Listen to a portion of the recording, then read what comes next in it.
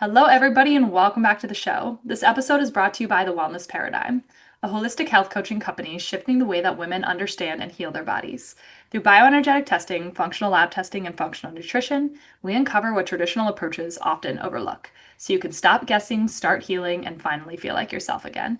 No more one size fits all protocols, just real answers, deep rooted healing, and the clarity and confidence you deserve to feel incredible. It's time to shift the paradigm of women's health. Now, onto our show. And good afternoon, Caroline. Hi, I'm so excited to be here.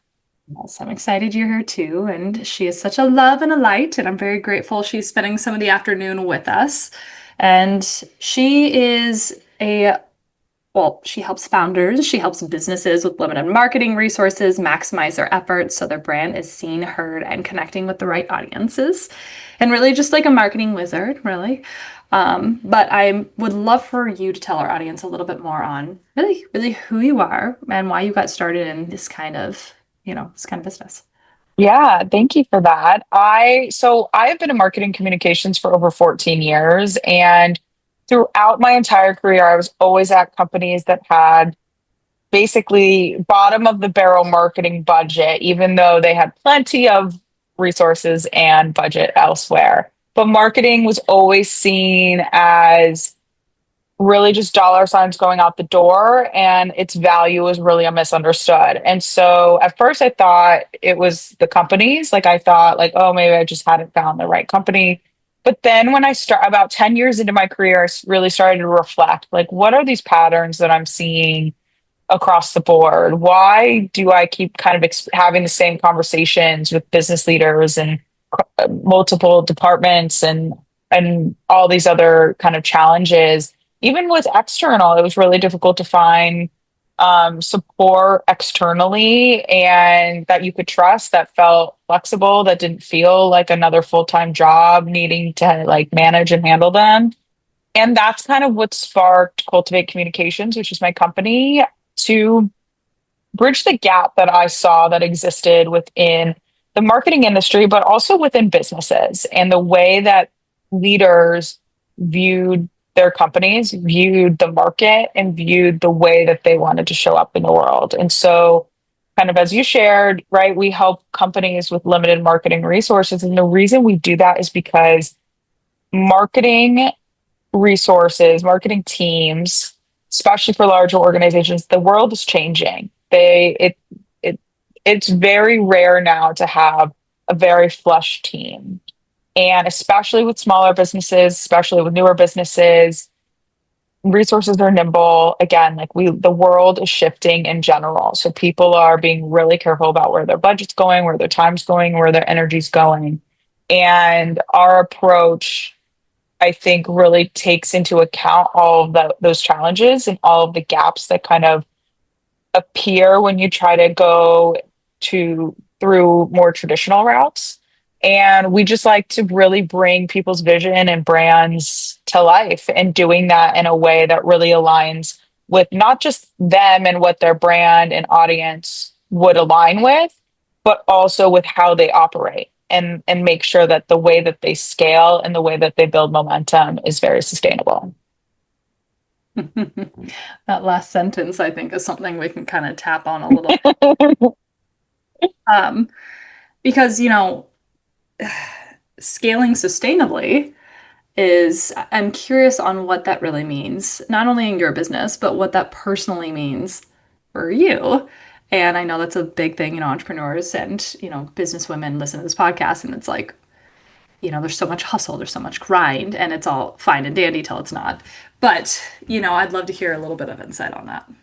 Yeah, that's such a great question. In that, I think for so long, like I was the person, I'm very career oriented. And I was the person that would have like 18 million cups of coffee a day, was like proud when I was so busy I skipped lunch, like blah, blah, blah, like you name it. And I was fried, and my body has been paying the price ever since. And Mhm. even when I started my business, I started it with a vision, but I knew it would take me some time to get going with the vision. So I was like, well, I'll just do what I've been doing for companies outside of, not in house, but like operate like in house. And And in many ways, I love that. But then I started to realize, like, whoa, I'm operating in a very similar way, but like things should be changing with me. Like, I'm not feeling good. I'm not feeling at peace. I'm not feeling the freedom, quote unquote, that, having your own business can deliver.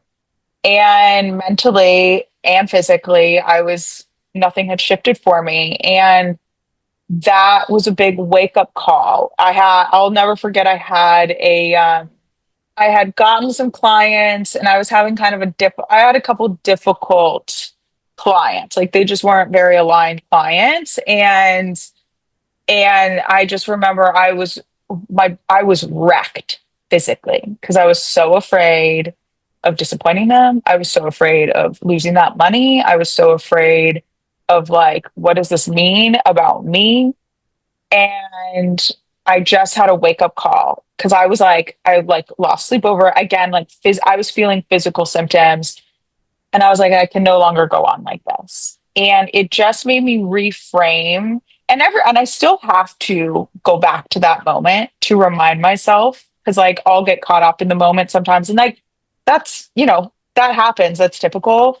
But I think I have to, whenever I'm starting to feel like, oh, so much is happening, I feel like my life is chaotic. I have to go back and be like, well, where am I sacrificing my peace for someone else? And that's really, I think, where sustainability comes down to it, for me. And this goes from leadership, this goes from physical stuff, this goes from mental stuff, as well as business. When we try, I think there's such a response and a kind of normality around momentum and how that should look like. And for some people it works and for some companies it works.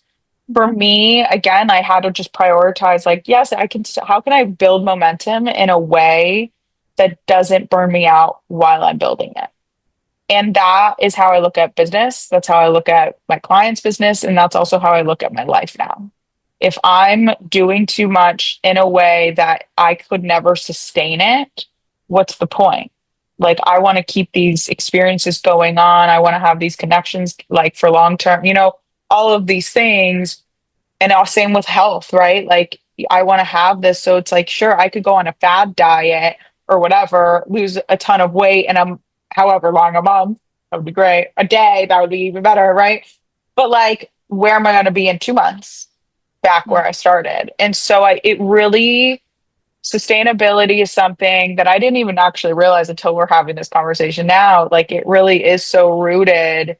It became so rooted in my life because I think the world just tends to operate in an unsustainable way in many regards. And that can open up a whole other can of worms to discuss. But like, I think at the end of it, sustainability to me means, how can I find my peace? How can I cultivate all these things that I love and care about and that feel good and that align with me and make them grow and flourish without making them like, grow and then die, grow and then die. And that's something that I've had to really think about more recently for sure. I think every business person has gone through this in some For regard. sure. For And I sure. really don't think it's talked about enough are these, growths and deaths of the right things. Um, Yeah. and you even mentioned, wellness, like filling these physical symptoms. I mean, obviously, we talk we talk a little bit about wellness on this podcast.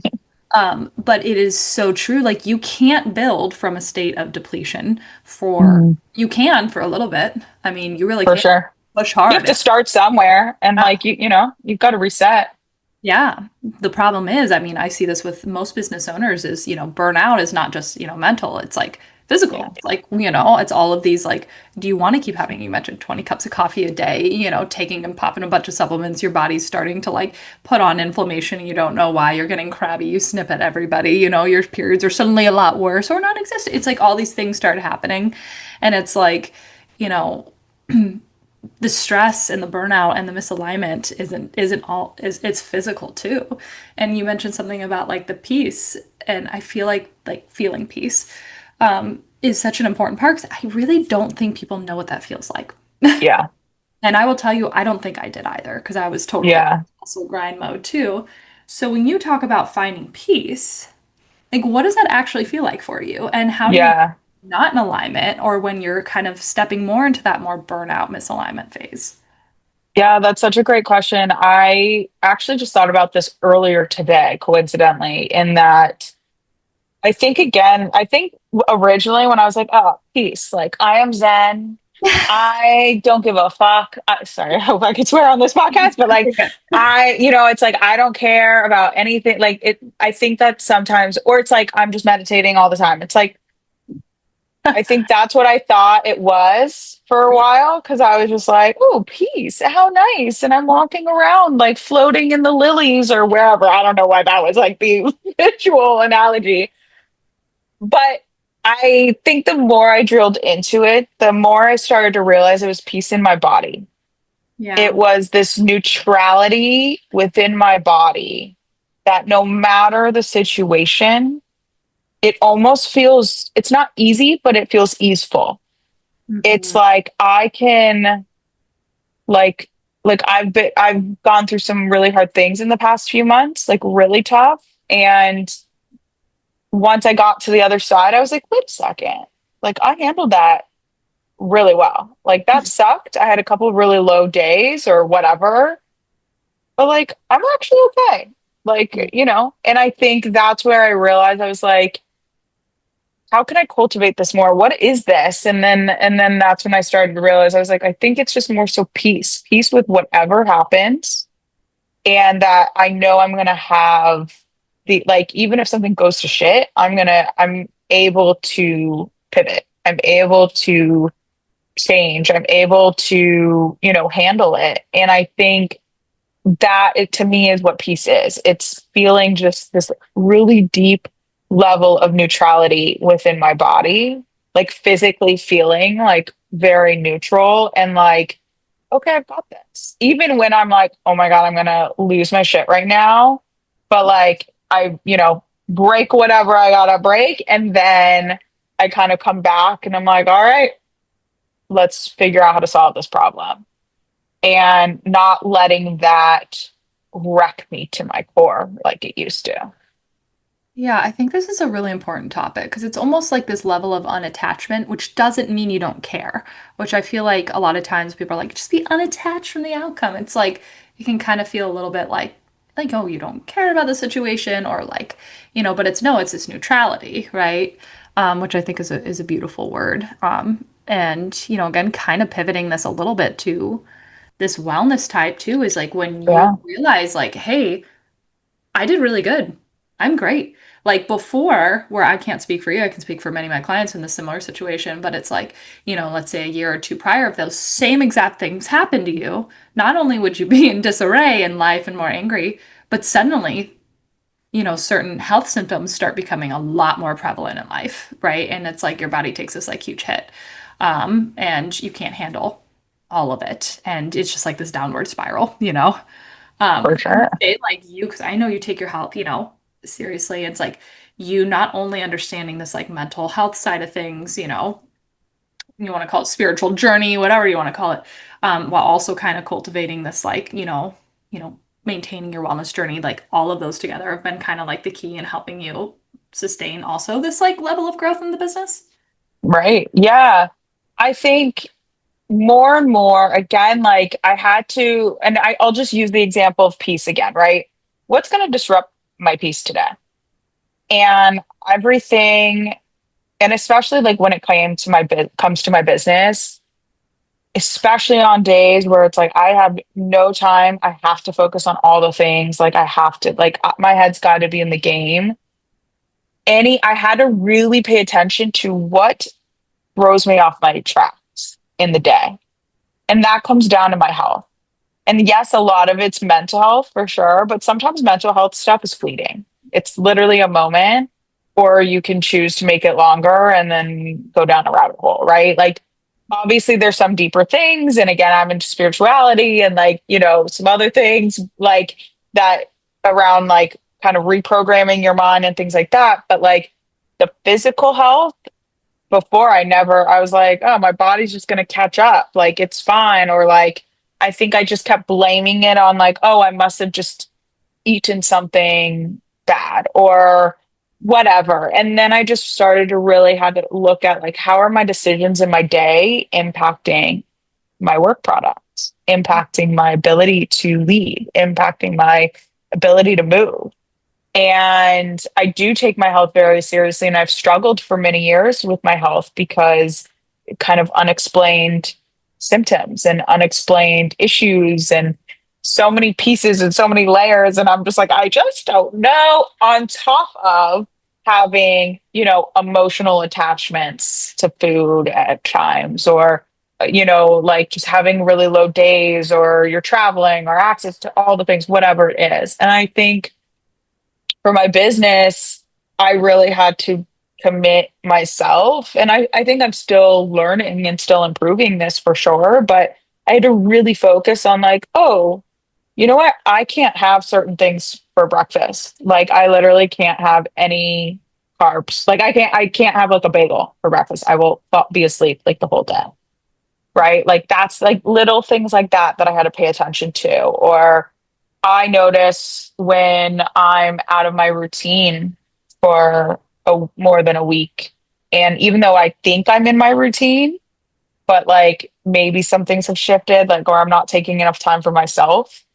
Um, I notice like that's when the mental spirals start to come back. Right. And like, I just had to really pay attention to what are these resurfacing patterns that I actually don't know if they'll ever 100% leave, but they're manageable, right? Like I think everyone battles mental spirals sometimes, right? Like doesn't matter how hard you try.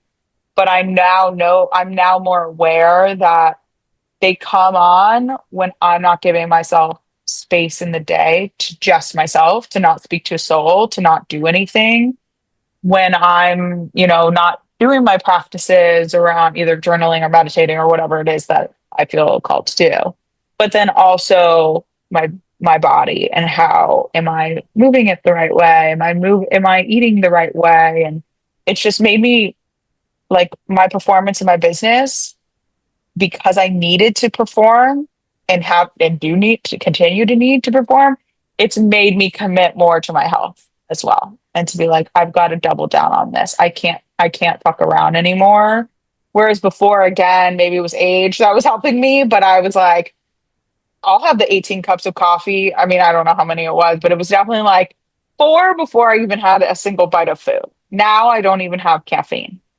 Like I literally cut it out. And so, because I noticed caffeine does not do well. I do not do well with caffeine anymore. And so yeah, so little things like that where I think like because of that, it all feeds to the same place, which eventually is my business, and then my business feeds into my life. Yeah, so powerful. And that it's so true. I think people just don't realize that connection um, Hmm. until they are either so far down or they're on the other side of it and they're like, oh, Right. wow. Um, Right. And you have to pull yourself out. Like there have been I noticed like just the caffeine portion alone.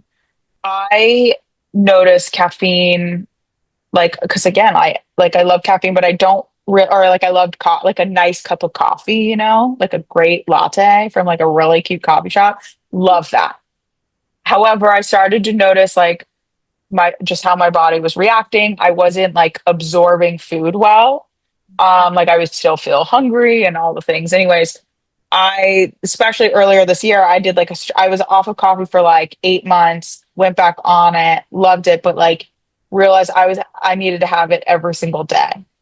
And I was like, I don't really like needing to have it. Like I don't like that I can't have a normal day unless I have coffee.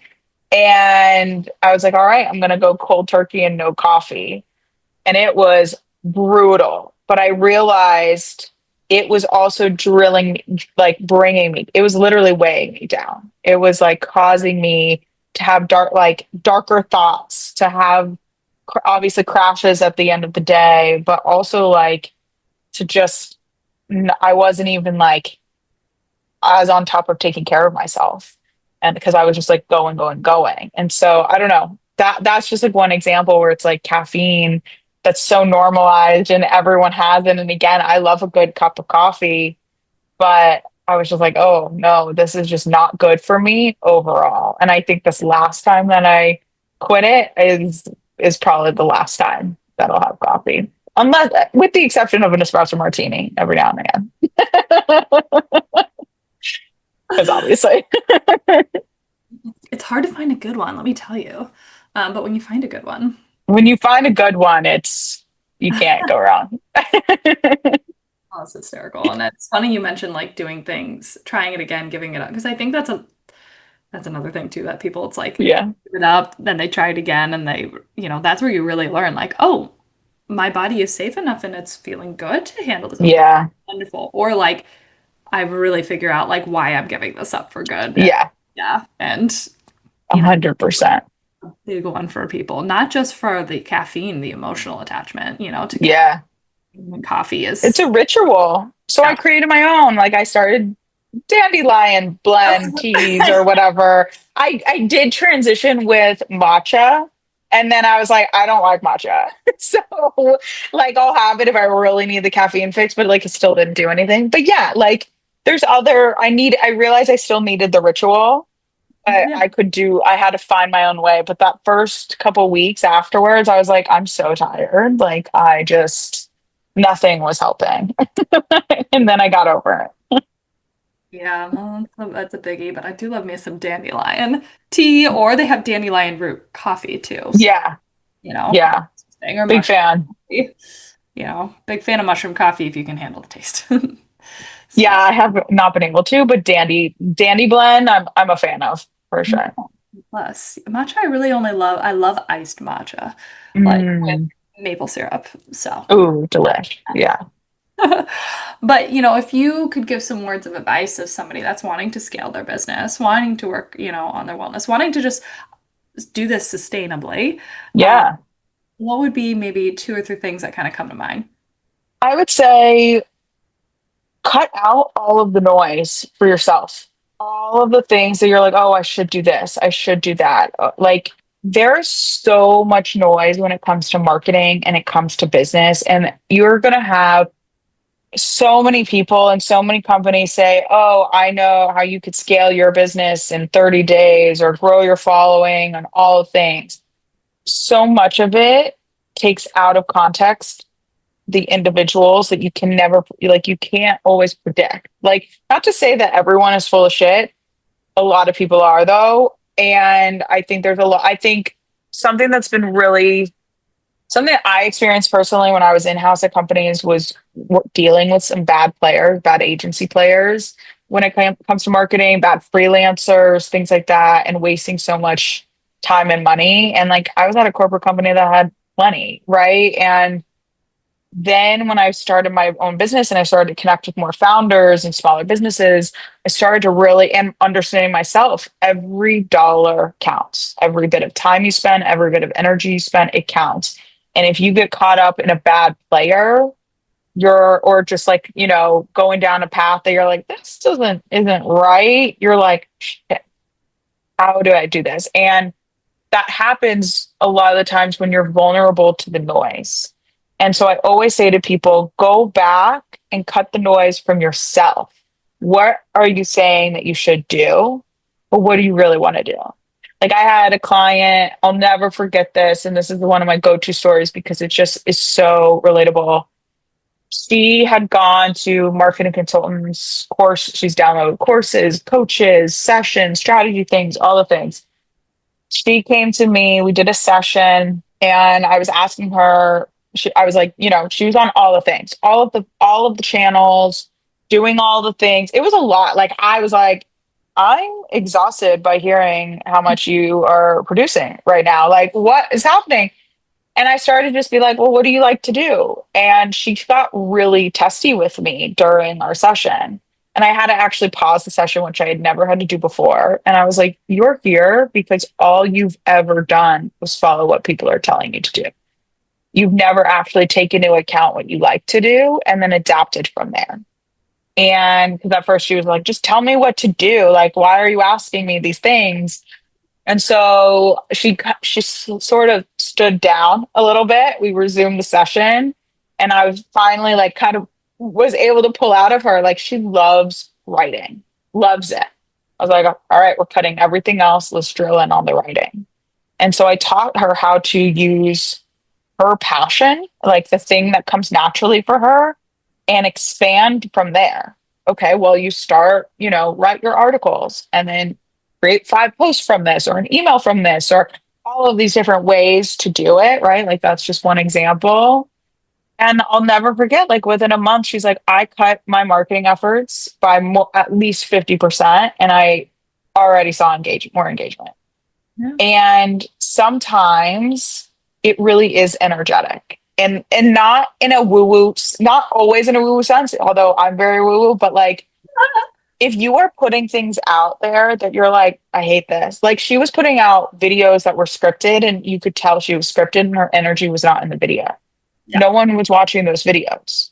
So if you are creating things, if you are building your business from a place of thinking you need to do something because someone else is telling you to do it, or the person you're following or the person you're competing with is doing it, cut that noise out. That's the number one thing I always say to people. Focus on what comes naturally to you. Identify what feels resistant. Like, are you resisting or is it not aligned? There's a difference. But like, first focus on what feels naturally, what excites you is, and like, how do you like to communicate? For me, I'm a really good writer. That's how I got my career started, but I don't love to sit down on a computer anymore and write. So I was like, I need an outlet for me and how I like to communicate now. And so I started a podcast and leveraged that and just kind of like snowballed from there, right? That's just like one example, but everyone's different. So I think like in business, and I think you and I relate to this, it's like you get to know yourself on such a deeper level when you're a founder. And part of that is through how do you communicate? How do you want to connect with people? And that is marketing in its simplest form, just forming connections. Obviously, the world and, as a strategist, it's multi-layered, but like in its simplest form, it's forming connections with the people you want to bring into your orbit. Yeah. And I love what you said just about finding alignment and not outsourcing all of your power, you know, Yeah. Hmm. that all the time with clients. Just tell me what to do. It's like, well, Yeah. we're here because you've done all those things and it was Right. alignment. So even if you saw results a little bit, they always backtracked because your body was like, I don't like any of this. So The it's like, same applies to marketing. oh, 100%. It's there. That is a direct parallel. Exactly what you just said. You mhm, may see, like, if you do advertising, let's just say for 1 month, you may see, sure, naturally you're going to see a spike. But then what happens when you need to keep up with the advertising after that? Right. Or what happens after? Like, same thing goes with I'm going to cut out all sugar, carbs, so all the things. Sure. Again, nice for like a good reset when you need, like, just to kind of cut clean. But like, what does it look like beyond that? Is that something that you want to do for the rest of your life? Like, it really, that sentiment it's just so true to form for, I think, anything in life. oh, so true. So true. They can only get you by so much. Yeah. Yeah. Until you you know, just Yeah. not feeling good anymore. So, For but sure. um, if people wanted to connect with you a little bit more and figure out kind of what you do, what you offer, please give us a little insight. Yes, so I can be found at cultivatecommunications.com. Cultivate is spelled a little bit differently, Cultiveight. So cultivate, but eight, the number eight at the end. And I love helping founders and businesses really bring their vision to life. And I now have a membership, so I'd love to offer a nice coupon code exclusively for the wellness paradigm. So you can reach out to me at cultivatecommunications.com. I have a form on there and more information will be shared. Love that. Thank you so much. And thank you for being here. I really appreciate your time, your insight, your wisdom. And thank you, listeners, for being here. Always appreciate you as well. Feel free to reach out to Caroline on IG or me. We always love when people reach out and tell us they got little nuggets of wisdom from the podcast episodes. So thank you for being here. Thank you, Caroline, and we'll see you on the next show. Thank you so much for having me.